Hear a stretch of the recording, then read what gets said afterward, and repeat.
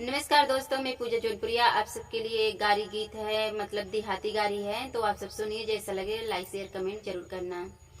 गेहूं बाल पे सुगना झपस मारे, गेहूं बाल पे हो, गेहूं बाल पे सुगना झपस मारे, गेहूं बाल पे दुल्हे के बहिन के यारो झुके, परिवारों झुके, डिप्टी कलेक्टर थानेदारों झुके, गेहूं बाल पे हो, गेहूं बाल पे सुगना झपस मारे, गेहूं बाल पे हो, गेहूं बाल पे सुगना झपस मारे, गेहूं बाल के समधी के बहिन के यारो झुके, परिवारों झुके, डिप्टी कलेक्टर थानेदारों झुके, गेहूं बाल पे सुगना झपस मारे, गेहूं बाल पे हो, गेहूं बाल पे सुगना झपस मारे,